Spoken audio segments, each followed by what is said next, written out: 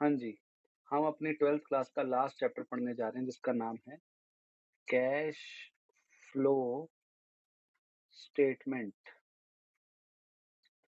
ठीक है जी? 6 नंबर का क्वेश्चन आता है आपके एग्ज़ाम में इसका और लास्ट क्वेश्चन होता है वो और बहुत ही आसान चैप्टर है।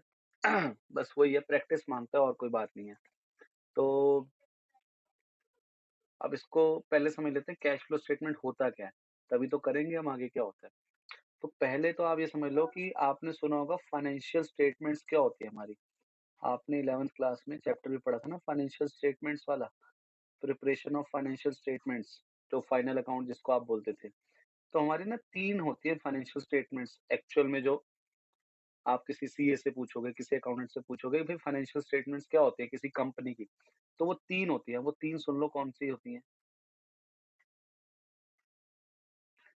प्रॉफिट एंड लॉस अकाउंट, या मैं इसके आगे ऐसे लिख रहा हूँ statement of profit and loss. आपको पता है प्रॉफिट एंड लॉस अकाउंट तो वैसे बनता है प्रोप्राइटरशिप में या पार्टनरशिप में, लेकिन कंपनी में क्या कहते हैं, statement of profit and loss.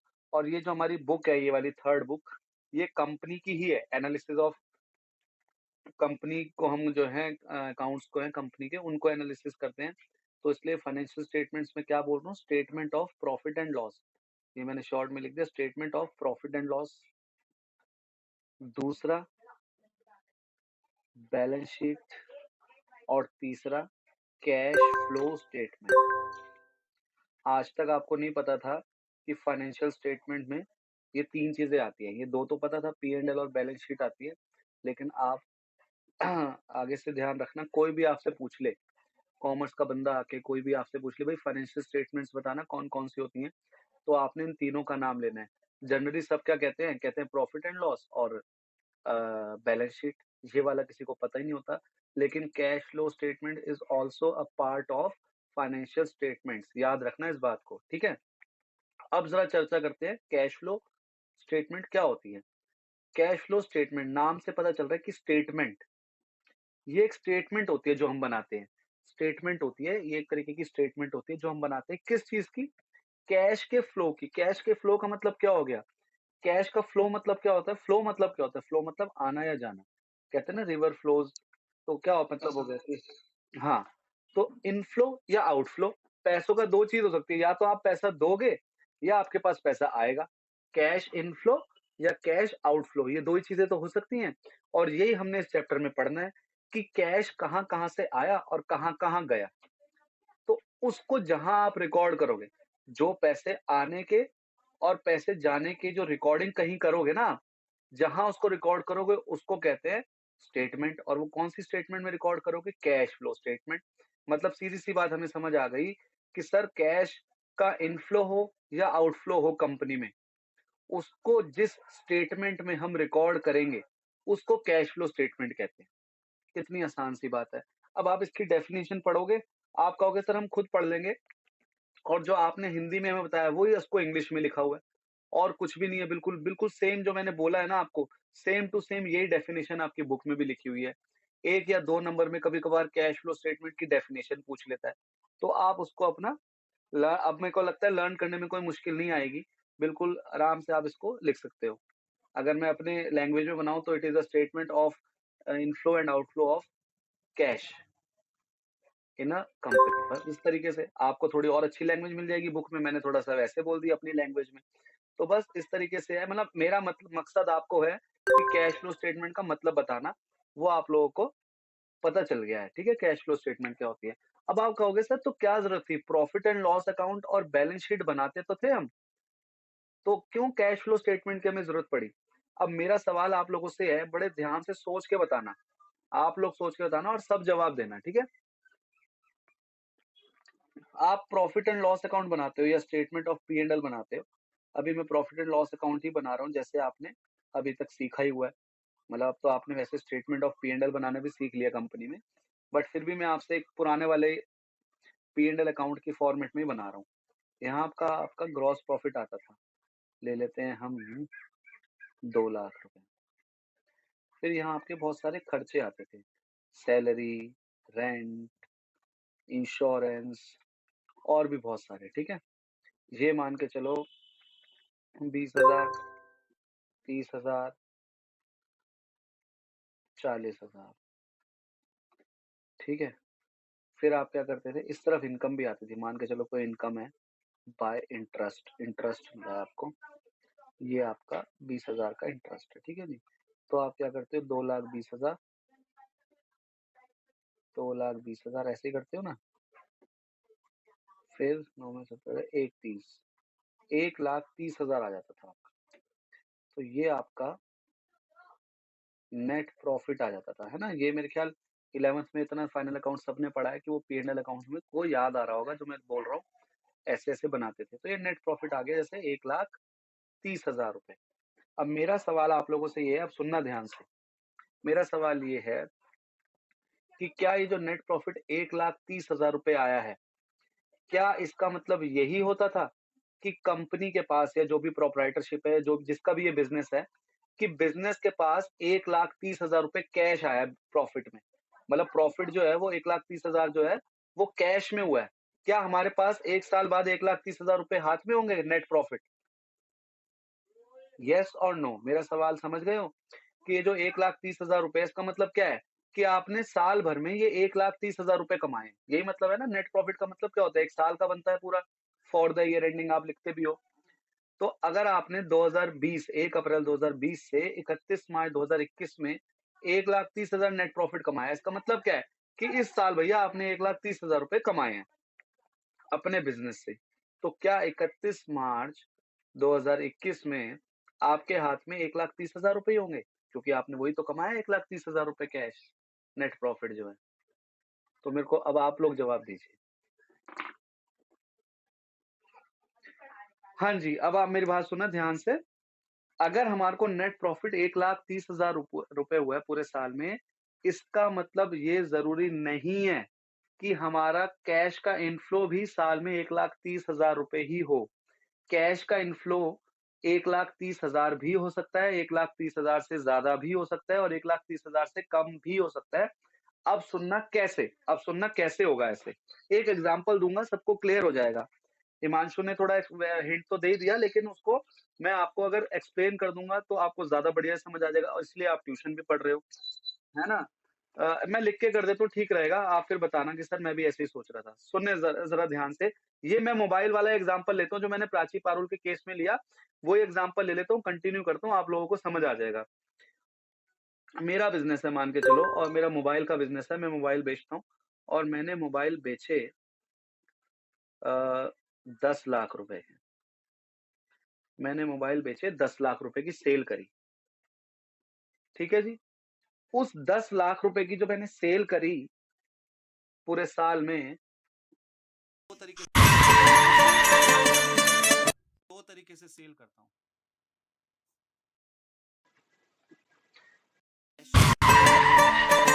और एक क्रेडिट में। मैंने 10 लाख में से, हाँ जी, 10 लाख रुपए की मैंने सेल करी मोबाइल की अपनी पूरे साल में, जिसमें से मैंने 8 लाख रुपए की कैश में सेल करी और 2 लाख रुपए की क्रेडिट पे सेल करी, मतलब 2 लाख के मेरे डेटर बन गए। 2 लाख के मेरे क्या बन गए? डेटर बन गए। और मैंने एक्सपेंसेस करे। एक्सपेंसेस भी मैंने 2 तरीके से करे। इस साल के एक्सपेंसेस थे, जो मैं सब कुछ इस साल का ले रहा हूँ, इस साल का, ठीक है? 10 लाख रुपए की सेल करी इस साल मैंने। एक्सपेंसेस जो थे मेरे, एक्सपेंसेस मान के चलो मेरे हो गए 4 लाख रुपए के।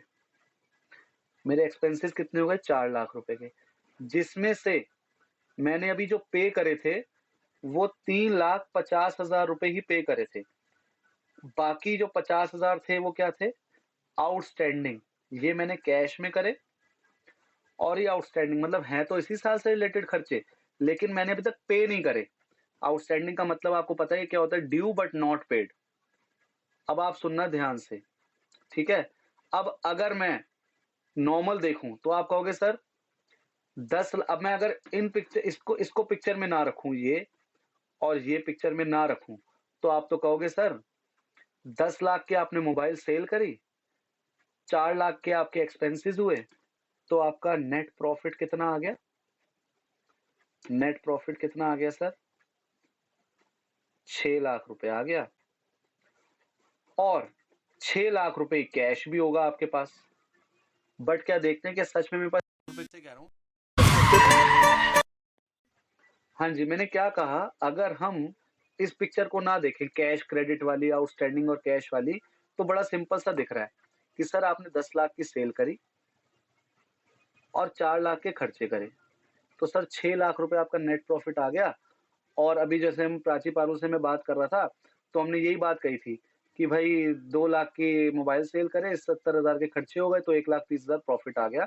ऐसे ही मैं यहाँ पे कह रहा हूँ अभी कि 10 लाख की सेल करी, 4 लाख के खर्चे करे, 6 लाख का नेट प्रॉफिट आ गया। और यही सर मेरा कैश भी होगा मेरे हाथ में, 6 लाख रुपए कैश का इनफ्लो। अब देखते हैं क्या सच में नेट प्रॉफिट और कैश का जो इनफ्लो है वो सेम चीज होती है, जरा समझना। अब मैं क्या कह रहा हूँ मैंने सेल तो 10 लाख की करी, पर मेरे पास कैश आया कितना? देखो ध्यान से। सिर्फ 8 लाख आया। 2 लाख के तो मेरे डेटर बन गए जिनसे पैसे लेने हैं। क्या उन्होंने पैसे दिए? अभी नहीं दिए। अभी तो वो डेटर ही है मेरे। तो क्या हुआ, मेरे पास कैश कितना आया? अगर मैं कहूँ इनफ्लो कैश का इनफ्लो कितना आया मेरे पास? 8 लाख रुपए आया। चाहे सेल मैंने 10 लाख की करी है, लेकिन मेरे पास कैश कितना आया? 8 लाख रुपए आया। अब सर खर्चे की बात करते हैं। खर्चा मेरा था तो 4 लाख का, लेकिन अभी मैंने 3.5 लाख रुपए ही कैश पे करा है खर्चों के ऊपर। बाकी मेरे आउटस्टैंडिंग है, मतलब कि मैंने देने हैं अभी। तो 4 लाख रुपए में नहीं, 3.5 लाख, कितने रुपए मेरे कैश का आउटफ्लो हुआ है? कैश आउटफ्लो, ध्यान से देखो, खर्चा तो 4 लाख का हुआ, पर कैश का आउटफ्लो मतलब कैश गया कितना है खर्चे में? 3.5 लाख रुपए। तो अगर मैं इसको निकालूं तो कितना आएगा? ये क्या हो गया? नेट कैश इनफ्लो, जो मेरे पास पूरे साल में कैश का इनफ्लो हुआ है। तो आप देखो ध्यान से, अब इस पिक्चर को आप ध्यान से समझो। अगर मैं देखूं तो मेरे को नेट प्रॉफिट तो 6 लाख ही हुआ है। कि आप किसी से पूछो भाई नेट प्रॉफिट निकाल, ये सारी सिचुएशन है, ये सब भी लिखा हुआ है, सब कुछ लिखा हुआ है, बताओ मेरा नेट प्रॉफिट कितना है? तो आप कहोगे सर 10 लाख की सेल करी, 4 लाख के खर्चे हुए, 6 लाख नेट प्रॉफिट आ गया। मैंने कहा ठीक है, ऐसे ही होता है। मैंने कहा मेरे पास कैश कितना इनफ्लो हुआ होगा? आपने कहा सर 10 लाख की सेल करी, पर कैश तो आपके पास 8 लाख रुपए ही आया, 2 लाख तो आपके डेटर बन गए। और खर्चों में आपने, वैसे तो आपके खर्चे 4 लाख के थे, अभी 50,000 आपने देने हैं, लेकिन कैश आपने दिया कितना है? 3.5 लाख रुपए। तो सर चाहे आपका नेट प्रॉफिट तो 6 लाख आया है, लेकिन आपका जो नेट कैश का इनफ्लो है ना, जो पूरे साल में, वो 4.5 लाख रुपए का हुआ है। तो इसलिए ध्यान रखना, नेट प्रॉफिट का मतलब ये नहीं है कि हमारा साल में कैश का इनफ्लो भी इतना ही हुआ हो, क्योंकि क्या पता हमने सेल जो करी है वो क्रेडिट पे कर दी हो और कैश में, दोनों में करी हो। लेकिन हम जब कैश का वो निकालेंगे हिसाब किताब, तो हम ये वाला देखेंगे अमाउंट, ये नहीं देखेंगे। और जरूरी नहीं है सर, क्या पता क्रेडिट पे परचेज भी कराओ, तो क्रेडिट पे परचेज कराओ तो हम तो जो सिर्फ कैश में पे करा होगा उसको रिकॉर्ड करेंगे। या जैसे खर्चे हैं, हमने मान के चलो, ये क्या पता 4 लाख की परचेज करी और पे अभी तक 3.5 लाख ही करे हैं। तो कहने का मतलब है, जो हमारा नेट प्रॉफिट आता है ना, इसका कैश से एग्जैक्टली कोई लेना देना नहीं होता। कैश भी इतना ही आया होगा। कैश कम भी हो सकता है, ज्यादा भी हो सकता है, ये बात को याद रखना। कैश कम भी हो सकता है और ज्यादा भी हो सकता है। क्लियर है ये बात?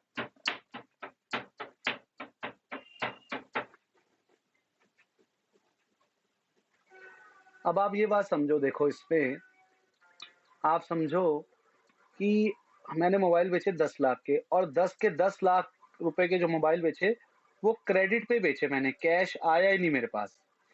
10 के 10 लाख रुपए के मैंने जो मोबाइल बेचे पूरे साल में, वो डेटर ही बन गए मेरे। तो आप बताओ, कैश तो मेरे पास 1 रुपया नहीं आया, फिर भी मेरा नेट प्रॉफिट तो 6 लाख ही रहेगा ना। सेल मेरी 10 लाख की हुई है, एक्सपेंसिव मेरे 4 लाख के हुए, तो नेट प्रॉफिट तो 6 लाख ही आएगा। लेकिन मेरा कैश का इनफ्लो नहीं आएगा, वो आउटफ्लो आएगा, या वो बात की बात है। आप ये समझो, 10 लाख में पास 1 रुपया भी नहीं आया कैश तो, लेकिन फिर भी मेरा नेट प्रॉफिट 6 लाख रुपए, तो ऐसे भी पॉसिबल है ना? तो ऐसे इसलिए आप समझना कि आपका जो नेट प्रॉफिट है उसका कैश के इनफ्लो से कोई लेना देना नहीं है। हम तो नेट प्रॉफिट तब भी लिखते हैं चाहे हमारे पास कैश 1 रुपया आया हो, 1 रुपया भी ना आया हो और चाहे 10 करोड़ रुपए आया हो, नेट प्रॉफ़िट तो तब भी हमारा आएगा ही आएगा, चाहे हमारे पास कैश 1 रुपया भी नहीं आया। और अगर कैश 1 रुपया भी नहीं आया, तो कैश का इनफ्लो तो हुआ ही नहीं, लेकिन नेट प्रॉफ़िट फिर भी आ रहा होगा। तो मेरे ख़्याल अब इससे ज़्यादा और क्लैरिटी मेरे को लगता है देने की ज़रूरत है नहीं, सबको क्लियर हो गई होगी ये बात। और ये मैंने क्यों कराया, आप कहोगे सर इस पे आपने पूरी क्लास ही खींच दी, क्योंकि इसी पे ये चैप्टर बेस्ड है, इसी पे कैश फ्लो स्टेटमेंट का। क्योंकि हेलो, हेलो, हेलो। क्योंकि ना कई स्टूडेंट्स को ये क्लियर ही नहीं होता कि सर नेट प्रॉफ़िट का मतलब इसमें क्या है या कैश फ्लो क्या है? तो मुझे ये क्लियर कराना बहुत ज़रूरी था, क्योंकि तभी आपको ये चैप्टर समझ आएगा। इसलिए मैंने पूरी क्लास लगा दी चाहे इसमें, लेकिन मुझे इसको आपको क्लियर कराना था कि कैश फ्लो स्टेटमेंट में हम यही पढ़ने वाले हैं कि हमारे पास इस साल कैश कितना आया या गया। हाँ जी, मैं कह रहा था कि इस चैप्टर में पहले सबसे पहले ये क्लियर करना ज़रूरी था कि हमें पता होना चाहिए कि नेट प्रॉफ़िट का हमारे कैश से कोई लेना-देना नहीं है, और कैश फ्लो स्टेटमेंट में हम प्रॉपर्ली सिर्फ़ यही देखने वाले हैं कि कैश कितना आया या कैश कितना गया। बस यही देखना है हमने इस चैप्टर में। क्लियर है आप लोगों को ये बात? हाँ जी। अब हम ये जो कैश फ्लो स्टेटमेंट बनाएँगे ना इस चैप्टर में, कैश फ्लो स्टेटमेंट में ना मोटे-मोटे तौर पे 3 आइटम आती है, 3 एक्टिविटीज़ आती है जिसमें हम देखते हैं कि इस एक्टिविटी से कितना कैश आया या गया, कैश का इनफ्लो या आउटफ्लो कितना हुआ। फिर दूसरी एक्टिविटी से देखते हैं इस एक्टिविटी से कितना कैश का इनफ्लो हुआ या आउटफ्लो हुआ। और फिर थर्ड एक्टिविटी से देखते हैं कि इस वाली एक्टिविटी से कितना कैश का इनफ्लो या आउटफ्लो हुआ है। और फिर लास्ट में उन तीनों का टोटल कर देते हैं, वो हमारा आंसर हो जाता है। मतलब कि इतना सा ये चैप्टर है, तो वो 3 एक्टिविटी कौन-सी है, उनके नाम क्या है, उनके अंदर क्या-क्या आता है, वो अब मैं आपसे डिस्कस कर रहा हूँ। पहले तो वो 3 एक्टिविटी लिखवा रहा हूँ, जो इस चैप्टर में कैश फ्लो स्टेटमेंट में आपको लिखनी होती है, जो आती हैं अंदर। हमारे उसमें जो पहला हो गया, वो है ऑपरेटिंग एक्टिविटी, या उसको आप ऐसे लिखो, cash flow from operating activity.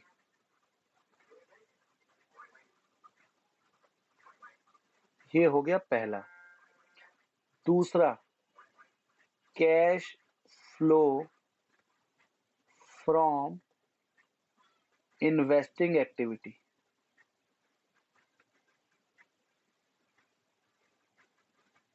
और जो थर्ड है लास्ट, वो हो गया cash flow from financing activity.